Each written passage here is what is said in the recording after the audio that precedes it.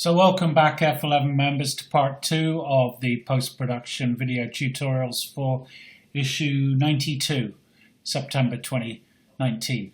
So in part 1 we worked on these 3 images here which I've got open in Photoshop. This one converted for the bright foreground, this one for the medium distance, and this one for the sky.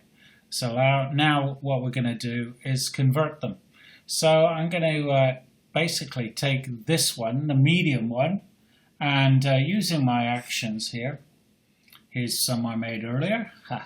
I've got an action called select, cut and close. All it does is select all the image, cut it and close it. So if I play that now, that's done. And now if I select the brightest image here and click on paste, another action I've got made, it just pastes that medium tone image on top, and move my actions out of the way again, and there you can see it's there as a layer on top of the bright layer. And what I'm going to do now, bring my actions back in, and I'm going to do the same with the sky layer, as I call it, the dark layer, the one optimized for the night sky. So again, play the action, select, cut and close, and paste. Okay, take that out of the way. And what we've got is the 3 layers on top of each other, the darkest on top, the brightest on the bottom. Click on the eye and you can hide the layer. It's still there, but you can't see it. That's what I've done with that top layer. And now what I want to do is just working with this medium layer is use a mask layer to enable me to see the bit of this layer that I want to. And it's essentially from about 2/3 of the way up the frame that I want to see. So what I do is select that layer, and come over here, select using the lasso tool. I'm now going to select an area somewhere around there. I'll soon know if this is going to work or not. And then select the area here. Okay, so that's the part of this layer I want to see. And I want a mask to be applied to the bottom where hiding it so that I can see through to the brighter layer underneath. So to do that, bring my actions palette in again. Again, I've got an action made to do this. Actions just help me speed up these processes here. And I want a nice soft layer on this, a nice soft transition. So this action is made to make a mask with a 500 pixel transition across that area there. So if I play that now, and you can see what that's done. So let's move that out of the way. So what it's done is it's applied a layer mask. So the white is what we can see through, what we can see to the of this layer, and the black is masking the layer so that we can see the brighter layer underneath. And that's given quite a good transition there.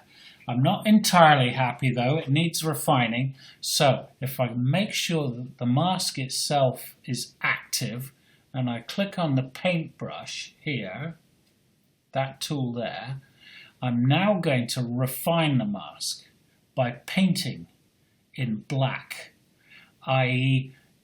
adding to the mask so that I can see more of the brighter area underneath.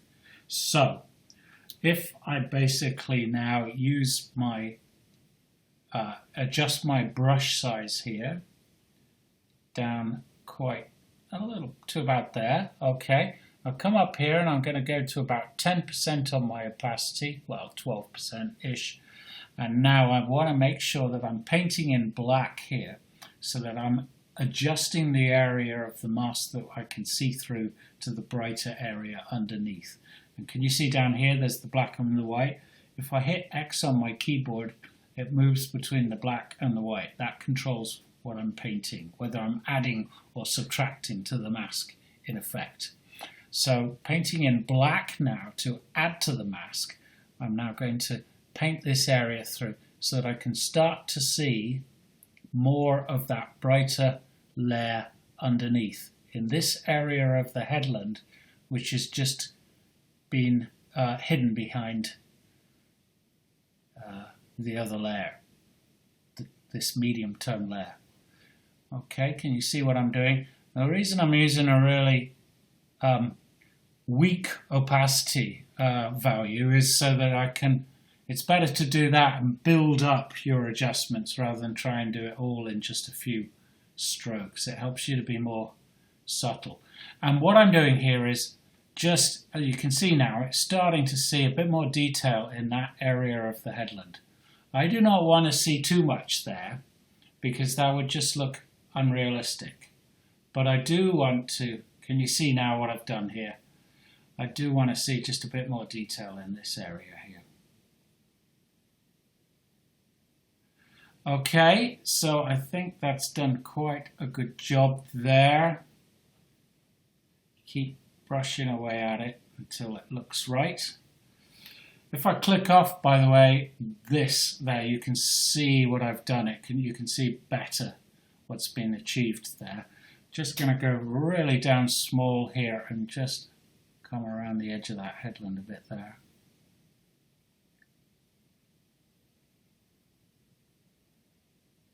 And then up a bit, just even this out a bit here.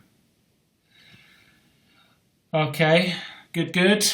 Right, now then what we need to do is just apply the layer mask to the top layer.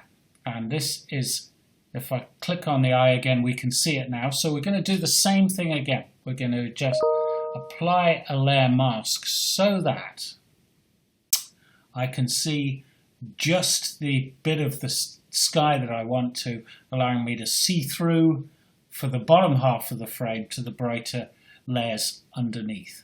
So make sure that layer is active, and again select the bit that I want to see, and in this case it's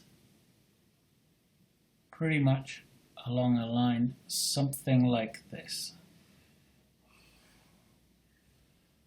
And again I want a relatively soft edge to that mask, so again I'm going to go with a 500 pixel mask radius on that. See how, well no, actually 400. Just got a gut feeling about that. Okay, and play that selection, and you can see there now we're starting to get pretty close to the end result that I want. What needs to be done? Well, again, if I click off the two lower layers, I can see where that mask is being applied, and I'm going to click back on it again, and this time just refine that mask here again. Okay, so again I want to paint in black. Again I just want to paint back the top of that headland, which is just being affected slightly by that mask. As I click it on and off, you can see that. I don't want that headland to be too bright, but nevertheless we do want some detail there. So again, select the brush, make sure my mask is applied, is highlighted there, not the actual layer but the mask. Okay, and now make sure I'm painting in the right, whether I'm painting in black or white. Again, I want to add to that area that we can see through, the black bit.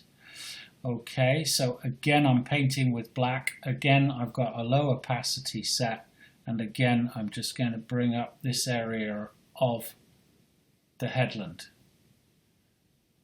And you can probably, on the video, you probably can't see anything, but take it from me, that's a very subtle effect, just hanging on to a few of those tones there in that area, in those cliffs there and that headland. Okay, that's good to me. Now step back. I need to step back and look at this and just consider here what's been going on. And what I've got here is this layer here. I'm seeing a bit more just too much of a transition here, just from bright here to dark there. So I'm going to just take this area here, this mask here, and just push that up, that edge of the mask up just a bit, or soften it a bit more, again by using the paintbrush here. Paintbrush is selected, again by painting in black, again by using a very low opacity. In fact, I'm even going to come down on that opacity to about 6% and adjust my brush size to quite large. And now I'm just going to bring it in and sweep it across the frame there. Come down on my brush size.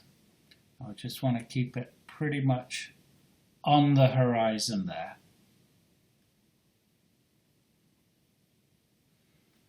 One more.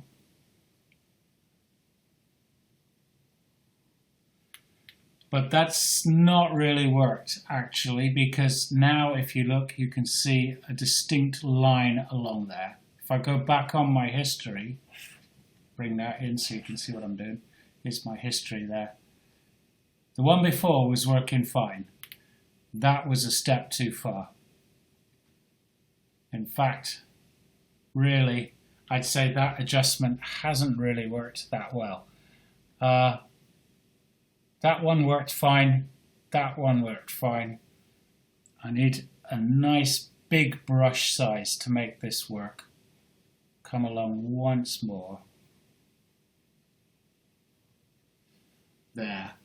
I'm happy with that.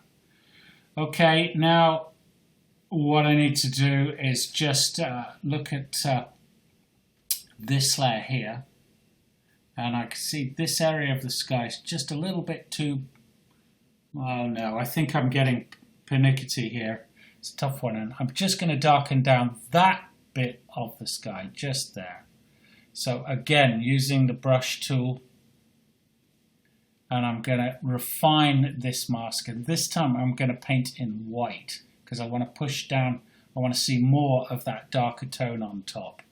Very easy to get confused with this sort of thing, so just make sure I've got my brush tool selected, and a nice big size to it and low on the opacity front, and then come down here like this and that. Now those adjustments are probably so minimal you can hardly see them on video, but I think they have had an effect. But let's step back and look at the overall effect of this image. I think generally speaking, I'm very, very pleased with how it's all worked out. I think I'm pretty much there with my adjustments here. It's been a really interesting exercise, quite a complex picture to process, but that's it. I think we're there. Okay, we'd love to hear your suggestions and your commentaries on what we do, and of course what subjects you'd like to see, so please do keep in touch. But first, let's just finish off this picture here. So I'm now I've got my layers, I've finished making all my adjustments there. So what I can do is go layer and flatten the image now. Flatten it down into one, and that's it. See you next month.